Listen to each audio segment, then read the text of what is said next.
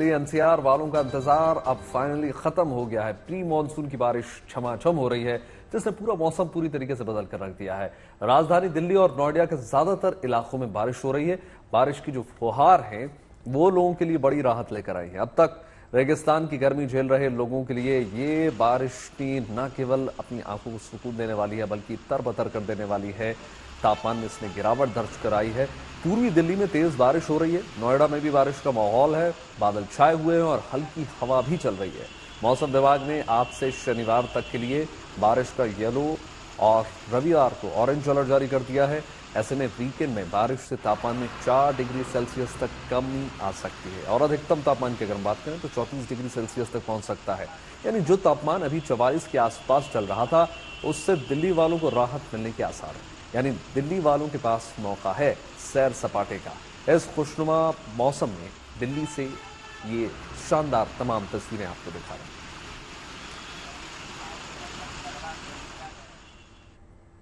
तो मौसम की तो बात हो गई, लेकिन दिल्ली में प्री मॉनसून बारिश से जिस तरीके से तस्वीरें आ रही हैं वैभव, मुझे लगता है कि उससे हर कोई खुश है। हम लोग तो बहुत खुश हैं, क्योंकि सुबह से ही धूप आ जाती थी। भीषण गर्मी के बीच हम लोग ऑफिस आते थे। इन सब के बीच में कुछ ऐसे भी हाल दक्षिण से उत्तर भारत के भी देखने को मिल रहे हैं। उत्तराखंड से लेकर शिमला तक पहाड़ों का मौसम बदल चुका है। झमाझम बारिश हो रही है। भारत की खूबसूरती को और भी ज्यादा बारिश ने बढ़ा दिया है और इस बारिश ने 50 डिग्री की मार झेल रहे लोगों को गर्मी से राहत दे दी है। सूरज की तपिश से राहत मिलने के बाद लोगों के चेहरे खिल उठे हैं। नैनीताल के पहाड़ों पर बारिश से रंगत आ गई है। गर्मी की मार झेल रहे पहाड़ अब हरे भरे खिले नजर आ रहे हैं और मौसम में जो बदलाव आया है उससे कहीं ना कहीं जो पर्यटक हैं उनके चेहरे भी एक बार फिर से खिल गए हैं। मौसम विभाग के मुताबिक आने वाले कुछ दिनों में दिल्ली एनसीआर में झमाझम बारिश होने की संभावना है। यानी कि गर्मी की मार झेल रहे दिल्ली वालों को अब राहत मिलने वाली है।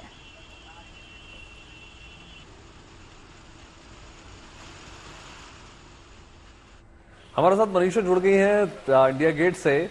मनीषा, क्या झमाझम बारिश हो रही है? आज सुबह से ही हम देख रहे हैं। आज जैसे ही हम सभी की आंखें खुली तो हमने सबसे पहले देखा कि पूरे रोडें जो हैं तरबतर है। वहां क्या माहौल है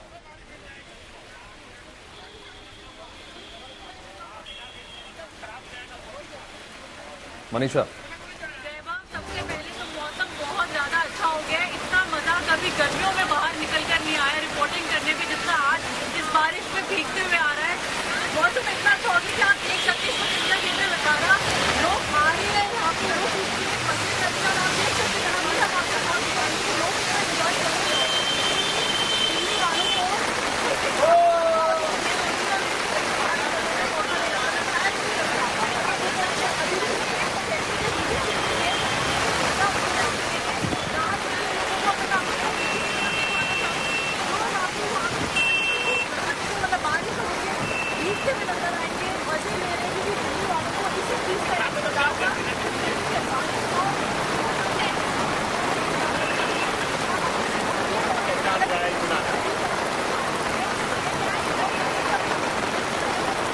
बिल्कुल, तो ये शानदार तस्वीरें हैं मनीषा। कोशिश कीजिए कि माइक थोड़ा और करीब रखने की कोशिश कीजिए, क्योंकि देखिए तमाम तस्वीरें भी आपको साथ साथ दिखा रहे हैं किस प्रकार से दिल्ली एनसीआर में भी। जी मनीषा, बारिश की वजह से थोड़ी दिक्कत जरूर हो रही है, लेकिन दिल्ली वालों को बस इसी चीज का इंतजार था कि बारिश और कब वो घर से बाहर निकले, और वो दिन आ ही गया। कहने को ये प्री मॉनसून बारिश है, लेकिन बारिश की जो स्पीड आपको देख सकते हैं आप, जिस तरीके से बारिश हो रही है, ये हल्की बारिश बिल्कुल भी नहीं हम इसको बोल सकते। हम कह सकते हैं कि दिल्ली में जो 30 तारीख को मॉनसून दस्तक देने वाला था वो उसकी एंट्री हो चुकी है और अब दिल्ली वालों को गर्मी से राहत जरूर मिलेगी। क्योंकि अगर इसी तरीके से बारिश होती रही तो वो जो उमस की स्थिति जो कल तक पैदा हो रही थी, जो उमस जिस तरीके से हो रही थी, फील लाइक टेम्परेचर था, वो जरूर कम हो जाएगा। लोगों को राहत मिलेगी। अभी भी सुबह 9 बजे का समय है और लोग अभी भी यहाँ आ गए हैं, मजे ले रहे हैं। क्योंकि इंडिया की एक ऐसी जगह है जहाँ पे लोग आए बिना रह नहीं सकते, वो भी खास तौर पर तब जब मॉनसून दिल्ली में मौसम बहुत सुहाना हो रखा हो, बारिश हो रखी हो। और आप मेरे पीछे वहाँ देखिए। बिल्कुल मनीषा, हम देख पा रहे हैं कि बारिश इतनी तेज है, बारिश की आवाज साफ आ रही है, लेकिन आपकी आवाज हमें साफ नहीं मिल पा रही है। लेकिन तस्वीरों में हम समझ सकते हैं कि कितनी तेज बारिश इंडिया गेट पर हो रही है। बहुत बहुत शुक्रिया आपका तमाम जानकारी देने के लिए और इन तस्वीरों को दिखाने के लिए। देखिए, बताया जा रहा है कि 1 से 2 दिन में मॉनसून पूरे बिहार, झारखंड, पश्चिम बंगाल, उत्तर प्रदेश के कुछ हिस्सों को कवर कर लेगा। यानी कि झमाझम बारिश से सब कुछ कूल हो जाएगा। देखिए,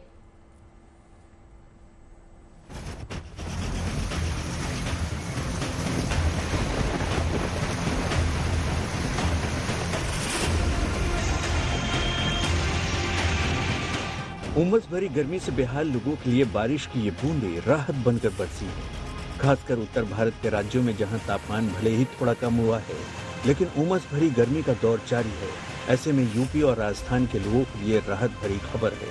मानसून दोनों ही राज्यों में दाखिल हो चुका है और अगले कुछ दिन अच्छी बारिश की उम्मीद जताई जा रही है। खासकर पूर्वी उत्तर प्रदेश में मानसून की एंट्री से बारिश का अनुमान है। मानसून की मौजूदा रफ्तार को देखते हुए यह अनुमान है कि 1 से 2 दिन में ये पूरे मध्य प्रदेश, पूरे बिहार, पूरे झारखंड, पूरे पश्चिम बंगाल और उत्तर प्रदेश के कुछ और हिस्सों को कवर कर लेगा, जबकि 28 और 29 जून तक मानसून दिल्ली, पंजाब और हरियाणा में भी एंट्री ले सकता है। अभी आगे का जो स्थिति है, अगले 3 से 4 दिन में हमारी उम्मीद है कि राजस्थान का कुछ हिस्सा और उत्तर प्रदेश का और भी हिस्से और बंगाल, झारखंड, बिहार और ईस्ट उत्तर प्रदेश और नॉर्दर्न पार्ट में नॉर्थ हरियाणा, हिमाचल प्रदेश, उत्तराखंड, इन सभी राज्यों में अभी मानसून का उम्मीद लग रहा है कि एडवांस हो जाएगा अगले 3 से 4 दिन में। हालांकि देश के जिन हिस्सों में अभी तक मानसून नहीं पहुंचा है, वहां प्री मानसून बारिश का दौर जारी है। चाहे उत्तर भारत के मैदानी इलाके हों या पहाड़ी इलाके, प्री मानसून की फुहारें लोगों को राहत पहुंचा रही हैं। शिमला में भी बारिश से मौसम सुहाना हो गया है। चंडीगढ़ मौसम विभाग के निदेशक ए.के. सिंह साहब है। सिंह साहब, अगर हम बात करें, क्या प्री मानसून शावर ने दस्तक दे दी है उत्तर भारत में? बिल्कुल, प्री मानसून शावर ने आपको दस्तक दे दी है। जहाँ तक हमारी उम्मीद है कि इस महीने के अंत तक फुल फ्लेज्ड आपको मानसून की आपको एंट्री हो जाएगी।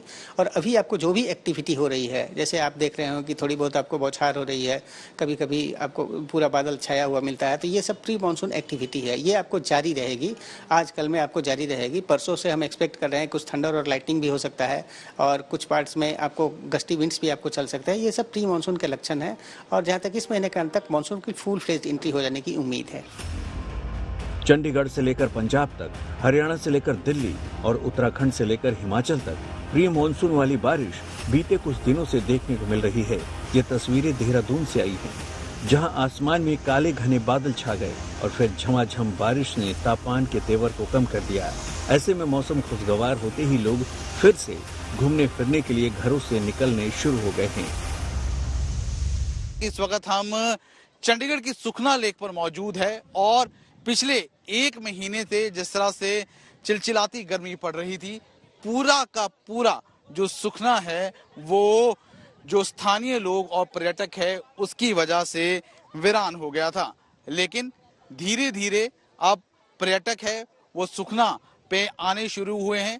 जिस तरह से मौसम में बदलाव हुआ है, सुखना भी एक बार फिर से गुलजार होनी शुरू हुई है और प्री मानसून के बाद जल्द ही आने वाले 2 दिनों में जो मानसून है वो उत्तर भारत में पूरी तरह से दस्तक देगा, जिससे लोगों को गर्मी से राहत मिलेगी।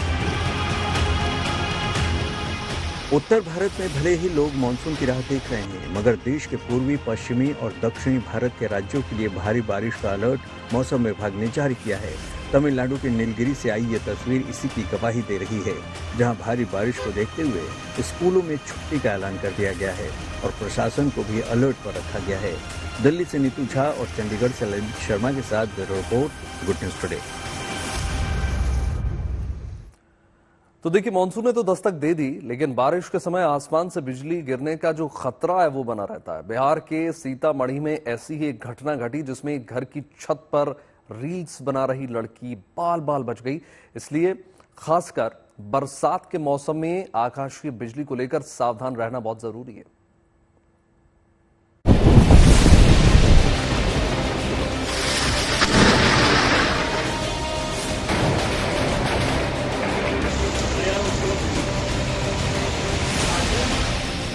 बरसात का मौसम है जिसमें अक्सर आसमानी बिजली गिरने की खबरें सामने आती रहती है। ये आसमानी बिजली बेहद खतरनाक होती है।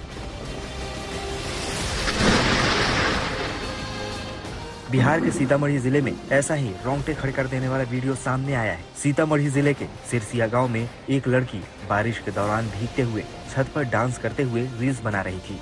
वो अपने फ्रेंड से रील्स रिकॉर्ड करवा रही थी कि इसी दौरान आसमानी बिजली गिरने की घटना हुई। इससे डरी सहमी सानिया कुमारी नाम की लड़की छत से तेजी से भागती हुई नजर आई। गनीमत रही कि बिजली सीधा लड़की के घर के छत पर नहीं गिरी और उसकी जान बच गई। बताया जा रहा है कि बिजली लड़की के पड़ोसी की छत पर गिरी। बारिश के मौसम में इस आसमानी बिजली से बचकर रहना बेहद जरूरी है। दरअसल जब आकाश में बादल छाए होते हैं तो उसमें मौजूद पानी के छोटे छोटे कण हवा की रगड़ के चलते ओवेशित हो जाते हैं।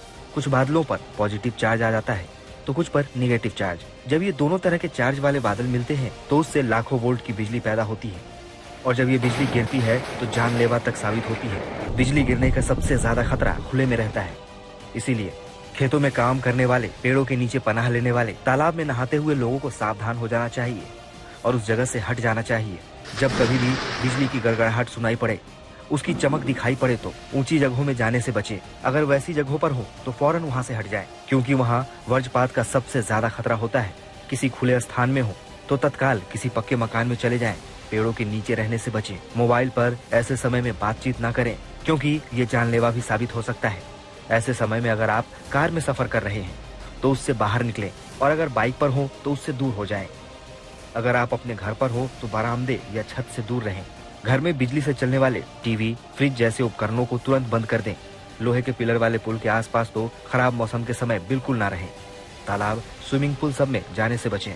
कहीं बाहर अगर ग्रुप में हो तो सब दूर दूर हो जाएं और ध्यान रखें कि आप जहां कहीं भी खड़े हो रहे हैं वहां आसपास बिजली या टेलीफोन के तार न हो। इस तरह के एहतियात बरतकर आप बिजली गिरने पर उससे खुद को महफूज कर सकते हैं। सीतामढ़ी से केशव आनंद के साथ bureau report, good news today.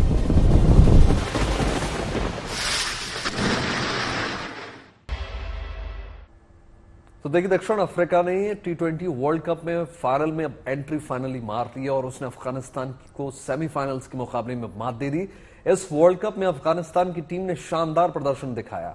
उसने न्यूजीलैंड, ऑस्ट्रेलिया और बांग्लादेश को हराकर सेमीफाइनल्स में अपनी जगह पक्की की, लेकिन सेमीफाइनल में बड़े ही आसानी से अफगानिस्तान के खिलाड़ियों ने सरेंडर कर दिया।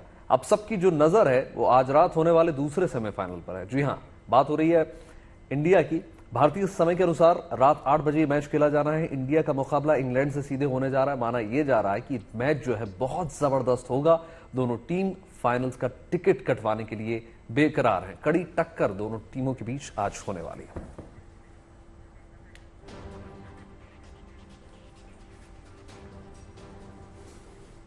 T20 वर्ल्ड कप 2024 का पहला सेमीफाइनल साउथ अफ्रीका के नाम रहा, जहां अफ्रीका ने अफगानिस्तान को 9 विकेट से हरा दिया। इस मुकाबले में अफगानिस्तान की टीम ने पहले बल्लेबाजी करते हुए महज 56 रन पर वो सिमट गई। जवाब में साउथ अफ्रीका ने महज 8 और 5 बॉल में 60 रन बनाकर फाइनल में अपनी जगह पक्की की। अब साउथ अफ्रीका का फाइनल में मुकाबला भारत या इंग्लैंड के बीच आज होने वाले दूसरे सेमीफाइनल के विजेता के साथ होगा। खास बात यह रही कि साउथ अफ्रीका पहली बार किसी भी तरह के वर्ल्ड कप के फाइनल में पहुंची है, जो अपने आप में प्रोटीज टीम के लिए काफी एक्साइटिंग है, सपने से कम नहीं है। देखिए, पहला सेमीफाइनल्स भले ही एक तरफा रहा हो, जानकार ये मान रहे हैं कि इंग्लैंड से भारत का मुकाबला कांटे की टक्कर की तरह हो सकता है। हालांकि आंकड़े टीम इंडिया के फेवर में नजर आते हैं। इस वर्ल्ड कप में भारत एक भी मैच नहीं हारा है, जबकि इंग्लैंड 7 मुकाबलों में 2 बार हार चुका है। दूसरी बात यह है कि भारत के पास अभी शानदार गेंदबाजी का मौका है, क्योंकि हमारे पास शानदार लाइनअप है गेंदबाजों का। आक्रामक बैटिंग ऑर्डर भी है। परफॉर्मेंस के आधार पर अगर हम देखें तो अभी टीम इंडिया हर तरह से इंग्लैंड से ज्यादा मजबूत नजर आती है।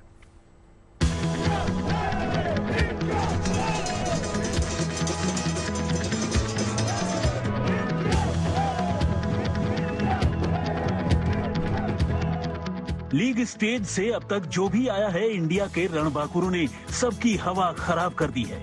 सामने इंग्लैंड है, बजाना उसका बैंड है। वैसे तो लगता है कि मैच बारिश में धुल जाएगा और भारत यूं ही फाइनल में पहुंच जाएगा, लेकिन बारिश नहीं हुई तो भारत को बरसना ही होगा, बल्ले से भी, गेंद से भी। वैसे भी सामने इंग्लैंड है और ये टीम भारत को परेशान करती जरूर है। अब T20 वर्ल्ड कप का इतिहास ही देख लीजिए। वर्ल्ड कप में हुए 4 मुकाबलों में 2 बार बाजी उसके भी हाथ लगी है। वैसे इस वर्ल्ड कप में इंग्लैंड ने डराने वाले ब्रांड का क्रिकेट खेला नहीं है। इस वर्ल्ड कप में इंग्लैंड अपने 7 मुकाबलों में से 2 में हारा भी है। एक मैच बेनतीजा रहा है। लीग में उसे ऑस्ट्रेलिया ने और सुपर 8 में दक्षिण अफ्रीका ने उसे हराया। वहीं भारत अपने 7 मैचों में से 6 जीता है। एक बेनतीजा रहा है। मतलब इंग्लैंड के अपने कंसर्न्स तो हैं, वैसे कंसर्न भारत के पास भी है। जोश के घोड़े पर सवार होकर होश खोने की जरूरत कतई नहीं है। ये सबके सामने है कि विराट फॉर्म में नहीं है। अब तक विराट सिर्फ 66 रन ही बना सके हैं। किसी भी मैच में पहले विकेट के अर्धशतकीय साझेदारी तक नहीं हुई है। चयनकर्ताओं ने रिंकू सिंह की जगह शिवम दुबे को तरजीह तो दी, लेकिन दुबे अभी तक डूबे ही हैं। नॉकआउट के चक्रव्यूह में कोई भी व्यू कमजोर रह जाए तो जोर बेजोड़ नहीं रहता। विक्रांत गुप्ता, गयाना, आज तक। आज होने वाले सेमीफाइनल से पहले पूर्व चैंपियन हरभजन सिंह ने रोहित एंड कंपनी को कुछ जरूरी टिप्स दिए हैं।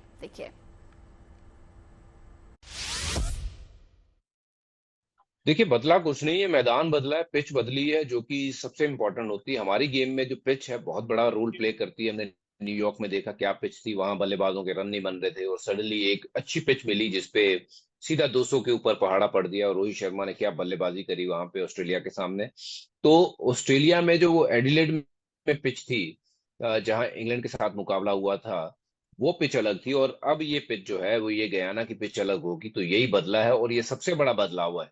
और एक बड़ा बदलाव ये भी है इंग्लैंड की टीम में कि वहां बेन स्टोक नहीं है, जिन्होंने 2 वर्ल्ड कप जो जीते हैं उसमें सबसे क्रूशियल नॉक उन्होंने खेली है।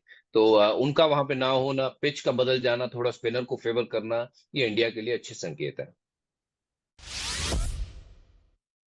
प्रेशर जो है वो आया ही नहीं है। तो एक ही तो आपने गेम खेला ऑस्ट्रेलिया के सामने जो बड़ा गेम था। बाकी के गेम, पाकिस्तान वाला गेम भी, पाकिस्तान को मैं मानता नहीं हूँ कि ऐसी टीम है कि जो भारत को शिकस्त दे सके। उनको भी मैं गिनता हूं कि वो आयरलैंड के बराबर की ही टीम ही है, कुछ ऐसी बड़ी टीम नहीं है वो।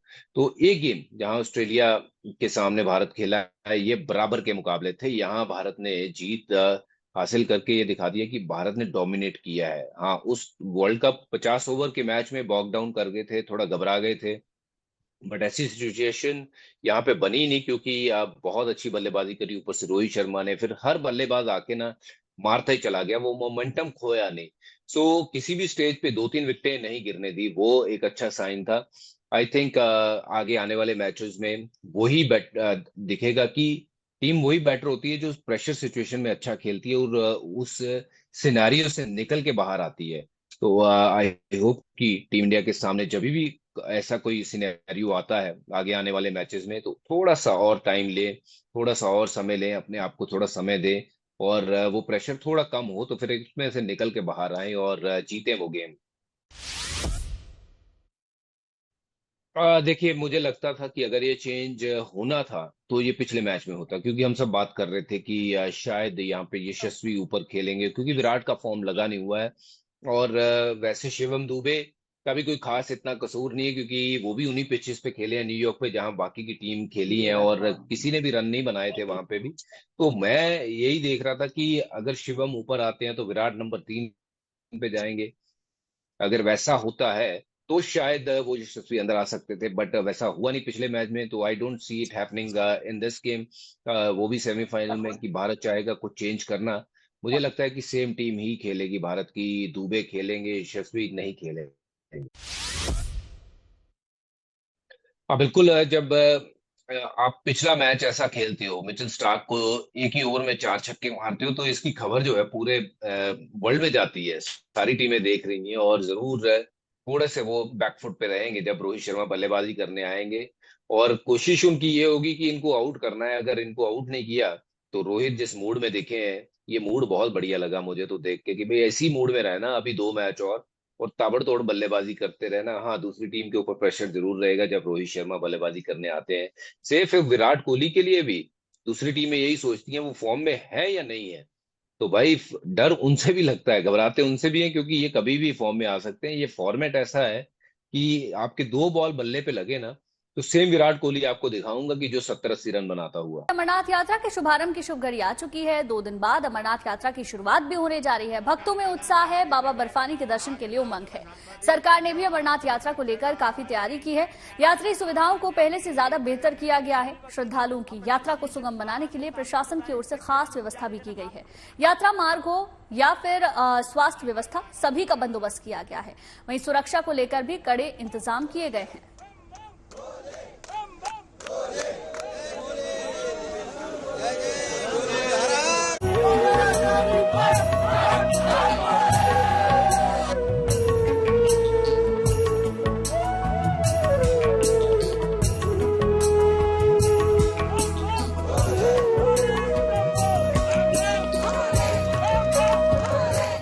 पवित्र अमरनाथ यात्रा के शुभारंभ की शुभ घड़ी आ गई है। बाबा बर्फानी के दर्शन के लिए श्रद्धालुओं का जोश और उत्साह अभी से ही देखते बन रहा है।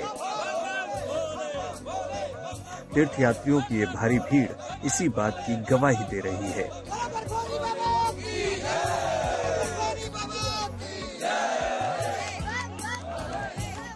ऑफलाइन रजिस्ट्रेशन की शुरुआत हो गई है और पंजीकरण सेंटर पर रजिस्ट्रेशन कराने वालों की भारी भीड़ देखी जा रही है। इस बार उम्मीद की जा रही है कि 5 लाख से ज्यादा श्रद्धालु बाबा के दर्शन के लिए आएंगे। पहलगाम में नुनवन कैंप और सोनमर्ग में बालटल कैंप, वहां से फिर ये यात्रा पैदल शुरू हो जाती है। अब की बार अमरनाथ यात्रा में रिकॉर्ड तादाद में श्रद्धालुओं के आने की उम्मीद जताई जा रही है। जिस अंदाज से जम्मू कश्मीर में, खासतौर से कश्मीर में पर्यटकों की रिकॉर्ड तादाद पिछले 1 साल के दौरान देखी गई, उस बीच उम्मीद जताई जा रही है कि इस साल अमरनाथ यात्रा में आने वाले श्रद्धालुओं की तादाद 5 लाख को पार करेगी, जिसके लिए देश के अलग अलग हिस्सों में पहले ही श्रद्धालुओं ने अपने आप को नामांकित और रजिस्टर किया हुआ है। यात्रा शुरू होने से पहले सुरक्षा तैयारियों को परखने के मकसद से एजेंसियों ने यात्रा रूट पर रिहर्सल किया। अमरनाथ यात्रा में सुरक्षा की कोई चूक न हो, उसके लिए व्यापक इंतजाम किए गए हैं। जम्मू कश्मीर पुलिस के साथ साथ सीआरपीएफ को जो है अमरनाथ यात्रा के जत्थों में जम्मू से श्रीनगर पहुंचाने का जिम्मा दिया गया है, जिसके लिए उन्होंने बाज़ाब्ता कई दिनों से ड्रिल और रिहर्सल की है, ताकि श्रद्धालुओं के जितने भी वाहन होंगे जत्थे की शक्ल में जम्मू से पहलगाम और जम्मू से बालटल के लिए सुरक्षा के कवच में रवाना किए जाएंगे। उसके बाद वहां से आगे बीएसएफ के साथ साथ आईटीबीपी, भारतीय सेना और जम्मू कश्मीर पुलिस पहले ही अमरनाथ यात्रा में सुरक्षा का जिम्मा संभाल चुके हैं। रामबन और उधमपुर से आई इन तस्वीरों को देखकर यात्रा से जुड़ी सुरक्षा तैयारियों का अंदाजा लगाया जा सकता है। खुद पुलिस, सेना और अर्धसैनिक बल के आला अफसर ग्राउंड पर तैयारियों की जांच और परख कर रहे हैं। मीडिया के माध्यम से, आप लोगों के चैनल के माध्यम से लोगों को आश्वस्त करना चाहता हूं कि प्रोटेक्शन और सिक्योरिटी के कॉन्टेक्स्ट में, सुरक्षा के कॉन्टेक्स्ट में हम पूरी तरीके से मुस्तैद हैं। हमारा पूरा स्टाफ जो है स्ट्रेटेजिकली डिप्लॉय हो गया है। हमने जो पूरा स्ट्रेच है, जो हमारा तकरीबन 70 किलोमीटर लंबा है, उसको 4 जोन में डिवाइड किया है, जो फर्दर 14 सेक्टर में डिवाइडेड है। हर जोन एक गेस्टेड ऑफिसर के द्वारा सुपरवाइज हो रहा है, जिसे जो कंसर्न एसएचओज और एसडीपीओज हैं वो फैसिलिटेट कर रहे हैं। इसके अलावा हमारी जितनी भी सिस्टर एजेंसीज़ हैं, जिसमें इंडियन आर्मी हो गई, सीएपीएफ हो गई, वो पूरी तरीके से हमको फैसिलिटेट कर रही हैं। हमारे पास तकरीबन 20 सीएपीएफ की कंपनीज आई हैं, जिन्हें हमने अपनी ज़रूरत के हिसाब से रिडिस्ट्रीब्यूट किया है।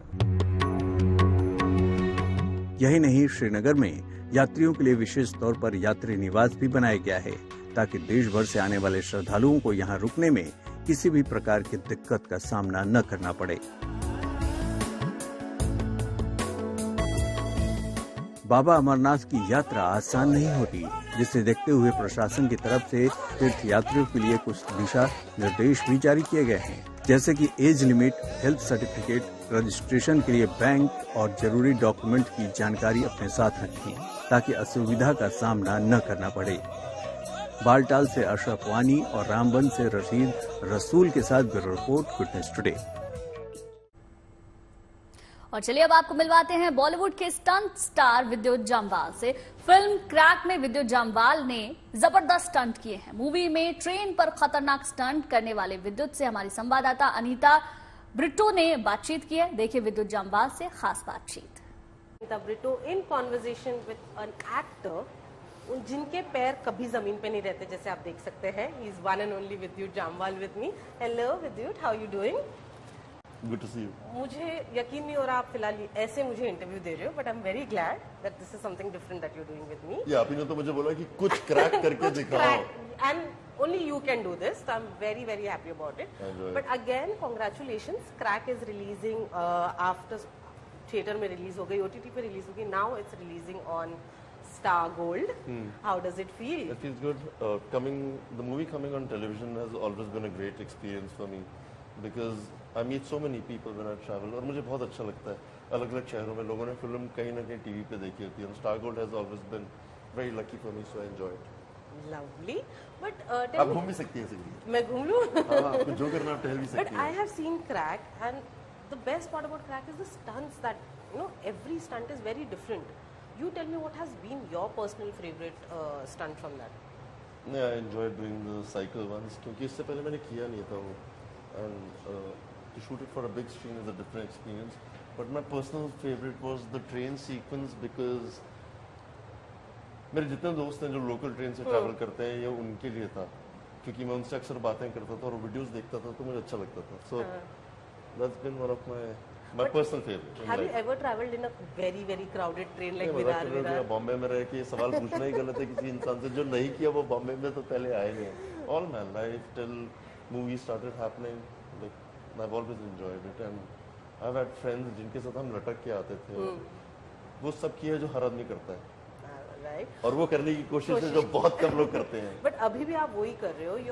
You know, every time you set a new boundary for yourself. Where does that inspiration and that idea comes from? It's very difficult. The idea comes on its own. When you see things, when you meet people, you have conversations with them. They keep like people love to talk. और जब वो बातें करते हैं तो आपसे कई ideas देते रहते हैं कि so they keep coming. If your mind is open, I think the ideas will come to you. Are you comfortable by any chance? Very Are you sure? Can I get you something? Tea, coffee? Not at all. But tell me, how has martial art changed your, you know, how idea of what is your philosophy in life? How has that impacted your philosophy, personal philosophy and lifestyle? Martial arts. Martial arts. No, it's a part of me. जिस तरह से मैं सोचता हूँ, जिस तरह से अपनी रोज़मर्रा की ज़िंदगी बिताता हूँ, जिस तरह से मैं लोगों से डील करता हूँ, everything is me, and it is because of the discipline in martial arts. Like मुझसे अक्सर लोग बोलते हैं बहुत डिसिप्लिन है और मैं उनको बोलता हूँ कि आपने मेरा लेजी साइड तो अभी तक देखा ही नहीं है. So I'm a combination of everything which makes you a perfect human being. हर दिन आप कुछ ना कुछ करने की कोशिश तो करिए जो आप वो परफेक्ट ह्यूमन बीइंग के आसपास तो पहुंचे. सो वो जिज्ञासा तो रहती है अंदर. The desire is there and I keep trying. And how is your regime like on a daily basis? What is your regime like? My discipline ऐसे भी मेरा डिसिप्लिन थोड़ा अलग है. For me to wake up early in the morning and do something और to fix a time to do something is not discipline. You just keep doing it. And अगर आपने सोच लिया कि आज मैंने ये करना है, चाहे वो सुबह करें, चाहे शाम को करें, चाहे रात को करें, सिर्फ कर लें. सो अपने आप को जो वादा दिया है उसको अगर आप करेंगे तो वो डिसिप्लिन है. और अपने आप को दिया हुआ वादा नहीं तोड़ना चाहिए, जो मैं अक्सर अधिकतर तो नहीं तोड़ते हो. But and is it easy to balance martial art training as well as you know doing films because you are busy that way? No, with me you know martial art training is not like the regular now because it's become a part of me. मैं जहाँ पे भी होता हूँ awareness में रहता हूँ और जब भी मुझे मौका लगता है मैं कुछ ना कुछ तो करता रहता हूँ जो which enhances me as a mind and a body. So it's a part of my regime. I don't see it as martial art. Right. And if you have to, you know, influence someone and someone who wants to, you know, get into martial arts or as a fitness, what would that be? What is that? Action speaks louder than words. That's true. अगर लोगों को बोलते रहो वो नहीं करेंगे, जिसने देखा और उसको पसंद आया वो पक्का कोशिश करेगा. Right. And you told me something about this, that it helps a lot with your spine. Can you just tell the audience also? नहीं, like ये हर आदमी को करना नहीं चाहिए अगर वो बहुत देर तक शीर्षासन या हैंडस्टैंड नहीं करता है.